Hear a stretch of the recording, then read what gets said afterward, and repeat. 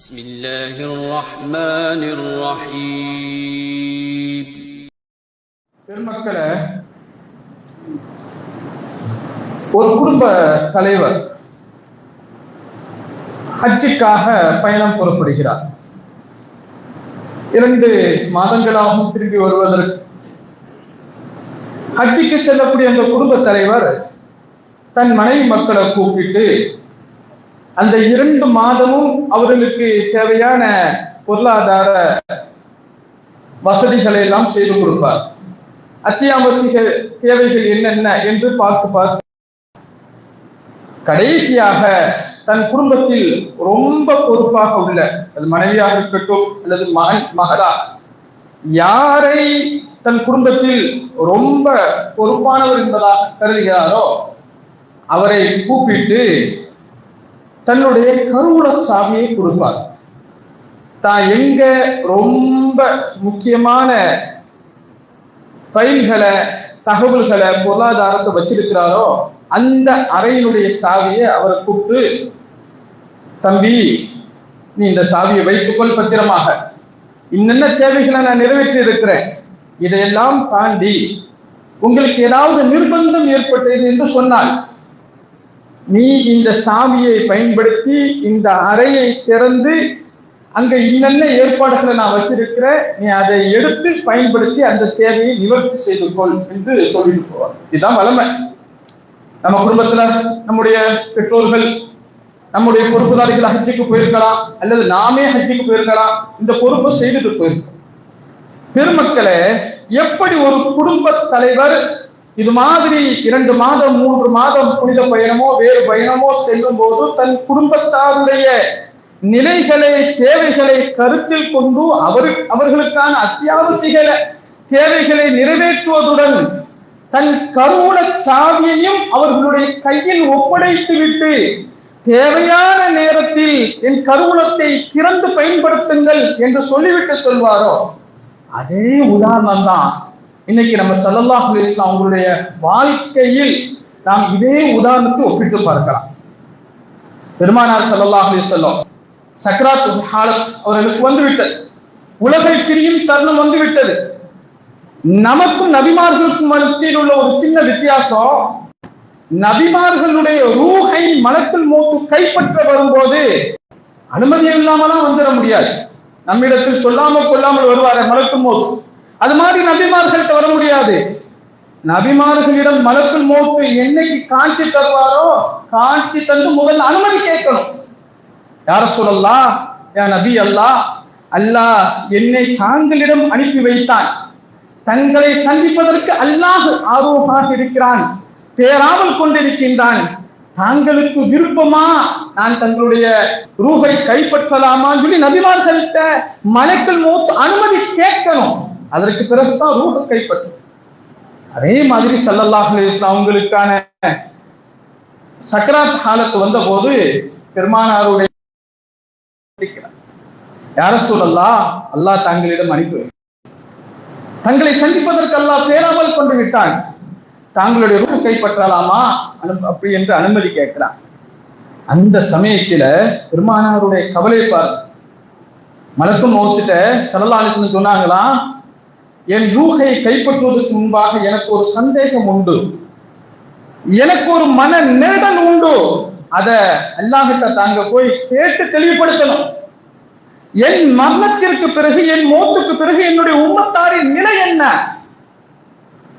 இதை அல்லாஹ்கிட்ட கேட்டுட்டு வந்து எனக்கு நீங்க தெளிவுபடுத்தணும் அப்படின்னு சொல்லி மலக்குல் மௌத்திட்ட ஸல்லல்லாஹு அலைஹி வஸல்லம் மலக்குல் மௌத் நேராக அல்லாஹ்கிட்ட போய் சொல்லுகிறார். பெருமானாருடைய கோரிக்கை, அல்லாஹ் சொன்னானா, என்னுடைய ஹபீப்ட நீங்க சொல்லு, உங்களுடைய மௌத்துக்கு பிறகு இந்த உம்மத்தை நான் கேட்பாரற்று விட்டு விட மாட்டேன், தாங்களுடைய வஃபாத்திற்கு பிறகு இந்த உம்மத்தை அல்லாஹ் கேட்பாரற்று விட்டு விட மாட்டான், அல்லாஹ் அவர்களுக்கான தேவைகளை அல்லாஹ் பொறுப்பெடுத்திருக்கிறான் என்று சொல்லுங்க சொல்லி அல்லாஹ் சொல்லி விட்டான். அதற்கு பிறகுதான் ஸல்லல்லாஹு அலைஹி வஸல்லம் சந்தோஷமாக இந்த உலகை விட்டும் தமது புனித இன்னுயிரை துறந்தார்கள்.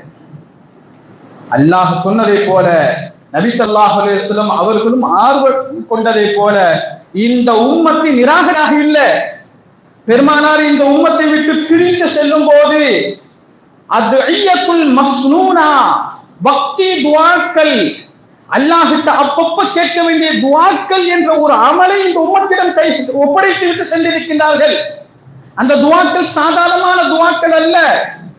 அந்த துஆக்களை அது இந்த அல்லாஹ்வின் கருணம், ரஹ்மத் என்னும் கருணத்தை திறக்கும் சாவி. அந்த சாவியை இந்த உம்மத்திட்ட ஸல்லல்லாஹு அலைஹி வஸல்லம் ஒப்படைத்துட்டு போயிருக்கிறாங்க ஒவ்வொரு தனி மனிதரிடமும். அதை நாம வாங்கி வச்சுக்கிட்டு கண்டும் காணாமலும் அதை பற்றி பொருட்படுத்தாமலும் இருக்கிறோம். அந்த துஆ சுன்னத்தான துஆக்கள் என்ற அந்த திறவுகோலை, அந்த சாவியை இந்த உம்மத்து முறையாக ஒழுங்காக பயன்படுத்தியது என்று சொன்னால் தேவையான நேரத்தில் தேவையான காலகட்டத்தில் அல்லாஹ்வுடைய ரஹ்மத் என்னும் அந்த கஸானா, அவனுடைய கருவுல கதவுகள் இருக்கின்றது, தானாக திறக்கும். இது சும்மா வார்த்தை ஜாலமலம் அல்ல. பெருமானாருடைய அனுபவத்தில், அவருடைய ஹயாத்தில பெருமானார் கண்கூடாக நிகழ்த்தி காட்டிய அமல்கள், காரியங்கள், ஹயாத்தில் அந்த துஆக்களை நாம் பயன்படுத்தி அல்லாஹ்வினுடைய அந்த ரஹ்மத்தின் கருவுல கதவுகளை பன்னோரு தடவை திறந்திருக்கிறார்கள், பல்லாயிரம் தடவை திறந்திருக்கிறாங்க. ஒரு சில துஆக்களை மட்டும் உங்களுடைய சிந்தனைக்கு நான் கொண்டு வருவேன். பெருமக்களை, எத்தனை துஆக்கள் இந்த உம்மத்திற்கு ஸல்லல்லாஹு அலைஹி வஸல்லம் கற்று தந்துட்டு போயிருக்கிறான். ஆனா நம்ம அதை மனப்பாடம் பண்ணவில்லை, நினைவில் கொள்ளவில்லை, அதை பற்றி சிந்தனையும் இல்லை. ரொம்ப கவனம். ரொம்ப பிரபலியமான ஹதீஸ். ஸல்லல்லாஹு அலைஹி வஸல்லம் ஃபஜ்ர் தொழுகைக்காக தமது இல்லத்தில் இருந்து வெளியே வருகிறார்கள். அன்னை ஜுவைரியா ரலியல்லாஹு தஆலா அன்ஹா, அன்னைக்கு பெருமானார் அன்னை ஜுவைரியா ரலியல்லாஹு தஆலா அன்ஹா வீட்டுல இல்லத்தை தங்கியிருந்தாங்க. சுபஹ் தொழுகைக்கு வெளியே வராங்க. அன்னை ஜுவைரியா ரலியல்லாஹு தஆலா அந்த சமயத்திலேயே சுபஹ் தொழுகைக்கு முன்பாகவே முசல்லா விரித்து முசல்லால உட்கார்ந்து திக்ர் துஆ செய்து கொண்டே இருக்கிறான். பெருமானார் பார்த்துட்டு பள்ளிவாசலுக்கு வந்துட்டான். சுபஹ் தொழுதார்கள். சுபஹ் தொழுத உடனே நம்மை போன்று பெருமானார் வீட்டுக்கு ஓடி வர மாட்டாங்க. சஹாபாக்களுக்கு உரையாடுவாங்க, தேவைகளை கேட்பாங்க. அங்க இஷ்ராக் வரைக்கும் பெருமானார் பள்ளியில தான் நேரத்தை செலவு செய்வாங்க. அதற்கு பிறகு இஷ்ராக்குக்கு பிறகு சுபஹ் தொழுகைக்கு பெருமானார் வராங்க பள்ளிக்கு. இஷ்ராக் வரைக்கும் இருந்து விட்டு இஷ்ராக்குக்கு பின்னால வீட்டுக்கு போறாங்க. அன்னை ஜுவைரியா ரலியல்லாஹு தஆலா அன்ஹா தாம் விரித்த முஸல்லாவில் அமர்ந்து கொண்டு அதே திக்ர் துஆல உட்கார்ந்து இருக்கிறாங்க. நமது ஹபீப் ஸல்லல்லாஹு அலைஹி வஸல்லம் அன்னை ஜுவைரியா ரலியல்லாஹு தஆலா அன்ஹா அவர்கள்ட்ட கேட்டாங்க, எனது அருமை மனைவியே, நான் உங்களை எந்த நிலையில் விட்டு பிரிந்தேனோ திரும்பி வர வரைக்கும் நீங்க இதே துஆல உட்கார்ந்துருக்கீங்க, திக்ரில் உட்கார்ந்துருக்கீங்களான்னு கேட்டாங்க. ஆமா யா ரசூலல்லாஹ், ஏறக்குறைய குறைந்தது 2 மணி நேரம்.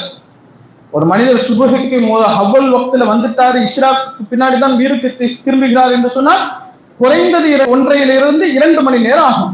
அவ்வளவு நேரம் அன்னை ஜுவைரியா ரலியல்லாஹு தஆலா அன்ஹா துஆ ஓதுறாங்க, திக்ர் ஓதுறாங்க. ஸல்லல்லாஹு அலைஹி வஸல்லம் சொன்னாங்க, இதை விட நான் உங்களுக்கு ஒரு எளிமையான துஆ சொல்றேன்.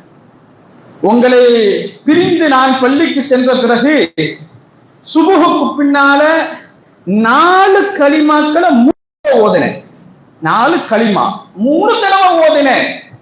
அந்த 4 கலிமாவை 3 தடவை ஓதினேனே, அதனுடைய அமலையும் நீங்கள் இந்த 1.5 மணி நேரம் 2 மணி நேரம் ஓதிக்கொண்டிருந்தீர்களே, இந்த திக்ர் துஆக்குடைய அமல்களையும் எடை போட்டோம் என்று சொன்னால் நான் ஓதி அந்த 4 கலிமாக்களுடைய நன்மையினுடைய எடை இருக்கின்றது, அது கூடுதலாக இருக்கும் என்று ஸல்லல்லாஹு அலைஹி வஸல்லம் சொல்லிட்டு சொன்னாங்க. 4 கலிமாக்கள்.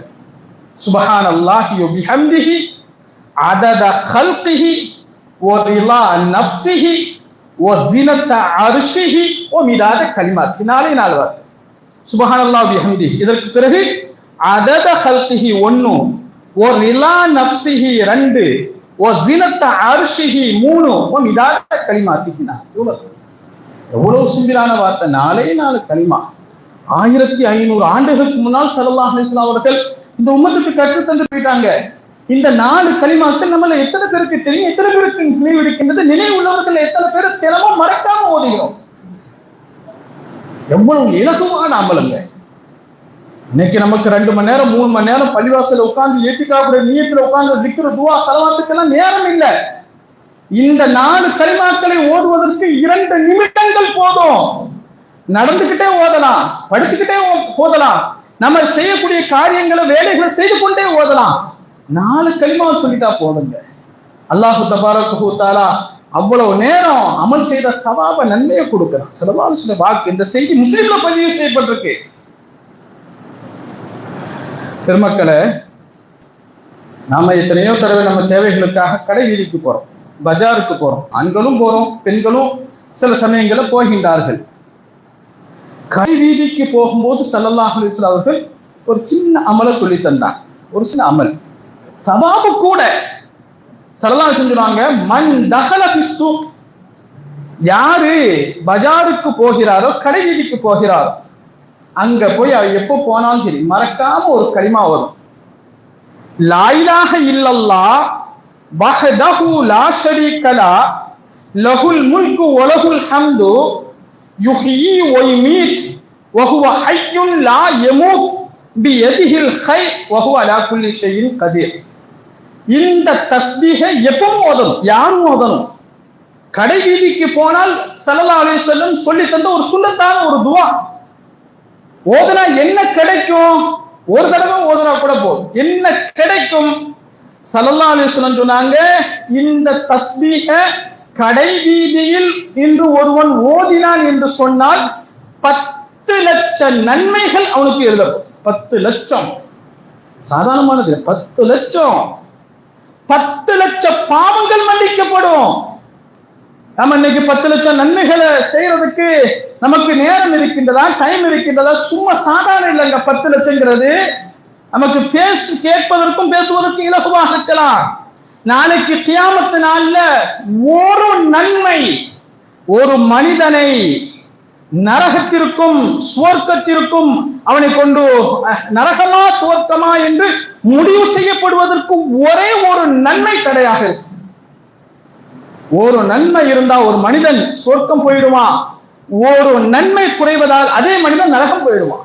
இன்னைக்கு அப்படியெல்லாம் நிலைமைகள் இருக்கு.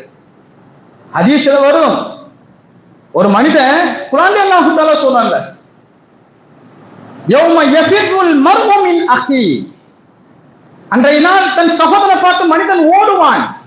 வ உம்மிஹி வ அபீஹி, தன் தாயை பார்த்து ஓடுவான். தன் தகப்பனாரை பார்த்து ஓடுவான். வ ஸாஹிபத்திஹி வ பனி, தன் மனைவி பார்த்துட்டு ஓடுவான். தன் மகன்களை பார்த்துட்டு ஓடுவான். காரணம் என்ன?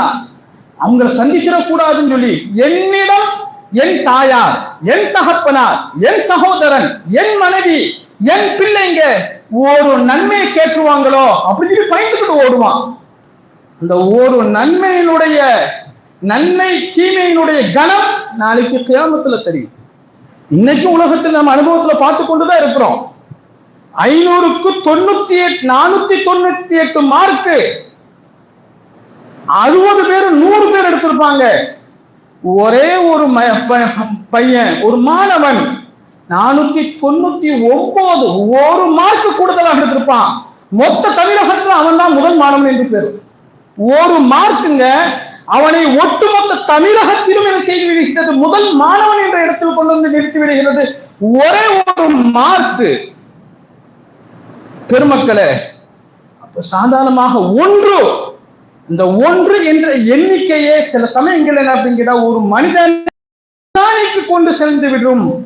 அதே ஒன்று எண்ணிக்கை இருக்கிற சில சமயங்கள் 35 மார்க் பாஸ் மார்க், ஒரு மார்க் தான் குறையும் 34. அவன் வாழ்க்கை முடிச்சு லோன் அலையத்தான் செய்யணும் அந்த பரீட்சையை திருப்பி எழுதுவதற்கு. அப்போ ஒன்று அப்படிங்கிற இந்த இலக்குக்கு, இந்த நம்பருக்கு இவ்வளவு பெரிய பவர் உண்டு என்று சொன்னால் ஸல்லல்லாஹு அலைஹி வஸல்லம் சொல்லி தராங்க, ஒரு அமல். நீ கடையில் உட்கார்ந்து கடைக்குள் உட்கார்ந்து ஓத வேண்டாம், கடையில நின்னுக்கிட்டு தான் ஓதணும் அப்படின்னு சொல்லி இல்ல. கடை வீதிக்கு போறோம், நடந்து செல்றோம், ஞாபகம் வைத்துக் கொள்ளணும். இந்த ஒரு தஸ்பீஹ் ஓதுனா போதும். சுப்ஹானல்லாஹ் 10 லட்சம் நன்மை, 10 லட்சம் நன்மை. இதெல்லாம் இந்த உம்மத்துக்கு ஸல்லல்லாஹு அலைஹி வஸல்லம் அவங்க அல்லாஹ்வினுடைய அருள் என்னும் அவனுடைய கருவூலத்தை திறப்பதற்கு ஸல்லல்லாஹு அலைஹி வஸல்லம் தந்துட்டு போன சாவி நாம கண்டும் காணாமல் இருக்கு. பெருமக்களே, ஹதீஸ்ல வரும், அல்லாஹ்வின் தூதர் ஸல்லல்லாஹு அலைஹி வஸல்லம் சொன்னாங்க, ஒரு மனிதன், இன்னொரு தஸ்பீஹ் சொல்றேன் நேர,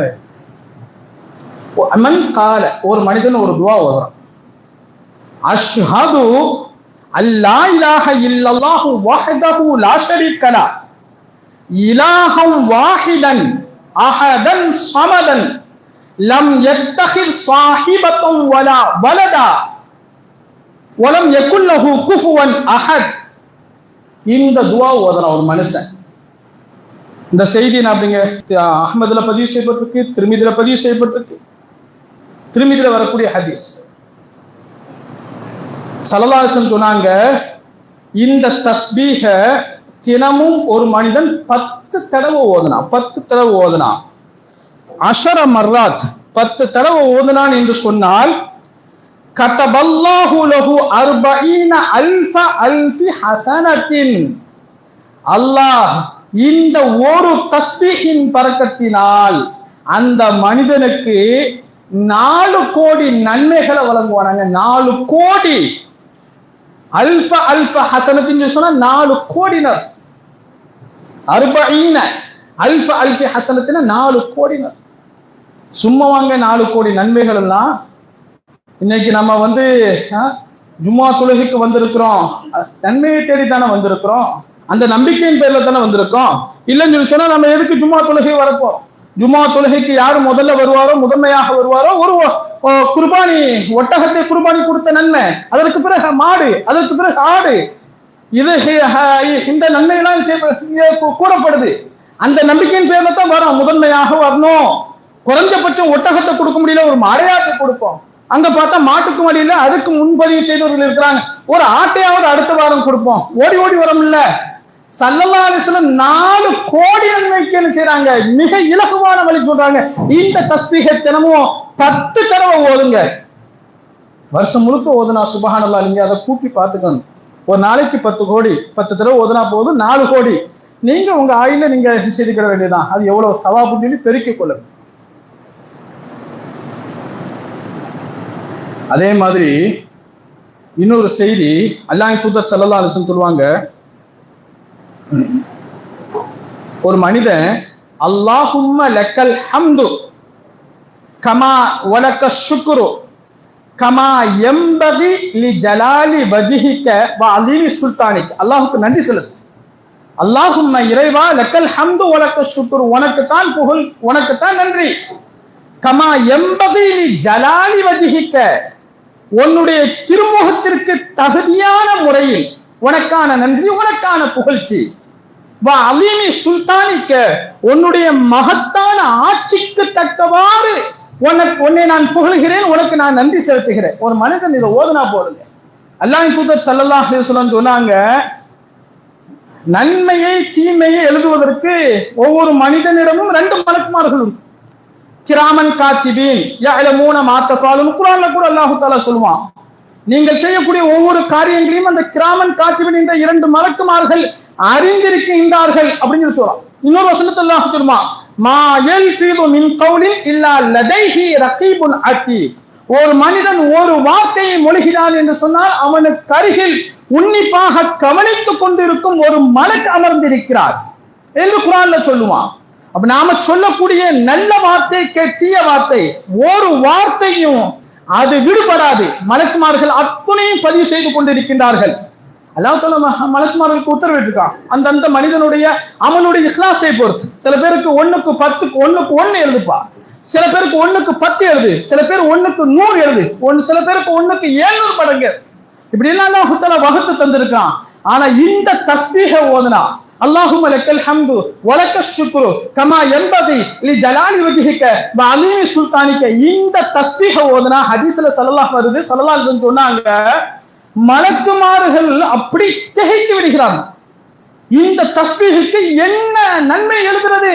ஓடமாட்டுக்கு அவர்கள் கை காலெல்லாம் என்ன அப்படின்னு கேட்டா அப்படி பதட்டமாகி எழுத முடியாது, அவ்வளவு நன்மைகள் எழுதிக்கிட்டே இருக்கணும். அல்லாஹ்கிட்டே போய் முறையிடுறாங்களாம், யா அல்லாஹ், உன்னுடைய அடியார்கள் ஒரு அடியான் இந்த தஸ்பீஹ ஓதிட்டான், இந்த தஸ்பீஹினுடைய கணம், அதற்கு எவ்வளவு நன்மை எழுதுவது எங்களுக்கு தெரியல ரப்பே, உன்னிடத்திலேயே நாங்கள் முறையிடுகிறோம் சொல்லி அந்த 2 மலக்குமார்களும் ஓடோடி போய் அல்லாஹ் கிட்ட முறையிடுவாங்க.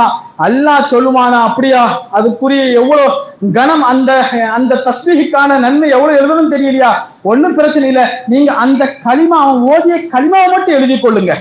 நாளைக்கு எப்போ என்னை அவன் சந்திப்பானோ, அவனுடைய வஃபாத்துக்கு பிறகு என்னை சந்திப்பான, நான் அவனுக்கு அதற்கான நன்மை என்னன்னு சொல்லி நான் முடிவு செய்து கொள்கிறேன் என்று அல்லாஹ் சொல்லுவான்னு சொல்லி ஸல்லல்லாஹு அலைஹி வஸல்லம். எப்படிலாம் இருக்குங்க இந்த தஸ்பீஹத்தான் நம்ம என்னைக்கு தெரியுது, என்னைக்கு ஓதுறது? மலக்குமார்களாலேயே அந்த சவாபை எழுத முடியாது, திகைத்து போய் விடுவார்கள். அந்த பொறுப்பை ரப்புடையே கொடுத்துருவாங்க என்றெல்லாம் ஹதீஸ் வருது. கடைசியாக ஒரே ஒரு சின்ன செய்தி, ஜும்மால கடைபிடிக்க வேண்டிய ஹதீஸ். அல்லாஹ்வின் தூதர் ஸல்லல்லாஹு அலைஹி வஸல்லம் சொல்றாங்க, நம்ம எவ்வளவோ அமல்களை செய்யறோம், அதுல வளமையாக இன்னையிலிருந்து, இன்னைக்கு ஜும்மா, இன்னையிலிருந்து நம்ம செய்ய வேண்டிய ஒரு அமல், ஒரு மனுஷன் மன் ஸல்லா ஸலாத்தல் அஸ்ரி மின் யௌமில் ஜும்மா, வெள்ளிக்கிழமையில ஒரு மனிதன் அசர் தொழுகிறான். அசர் தொழுதுட்டு அந்த இடத்தை விட்டு நான் அப்படின்னு கேட்டா, அவன் எழுந்திருப்பதற்கு முன்பாக, அந்த அசர் தொழுத அந்த இடத்தில் இருந்து எழுந்திருப்பதற்கு முன்பாக, அல்லாஹும்ம ஸல்லி அலா முஹம்மதின் நபியில் உம்மி வஅலா ஆலிஹி வஸல்லிம் தஸ்லீமா அப்படிங்கிற இந்த தஸ்பீஹ 80 தடவை ஓதினால், வெள்ளிக்கிழமை அசருக்கு பின்னால் அவன் தொழுத இடத்தில் இருந்து எழுந்திருப்பதற்கு முன்பாக இந்த ஒரு ஸலவாத்தை 80 தடவை ஓதினா, அல்லாஹ்வின் தூதர் ஸல்லல்லாஹு அலைஹி வஸல்லம் சொன்னாங்க, அவனுக்கு 80 ஆண்டுகளுடைய சவாப் எழுதப்படும் என்பதாக. 80 தடவை தான் ஓதும். இதெல்லாம் இருக்கு, எல்லாமே நீங்க எடுத்து பாருங்க, இன்னைக்கு அடிச்சு பாருங்க. இன்ஷா அல்லாஹ் இன்னைக்கு தகவல்களை தேர்வு செய்வது, தகவல்களை திரட்டி எடுப்பது மிக மிக இலகு. நீங்க சும்மா அடிச்சு பார்க்கலாம், வெள்ளிக்கிழமை அசருடைய ஸலவாத்துன்னு அடிச்சு பார்த்தா வந்துடும். பஜாருக்கு போக ஓதும் ஸலவாத்து தஸ்பீஹ் வந்துவிடும்.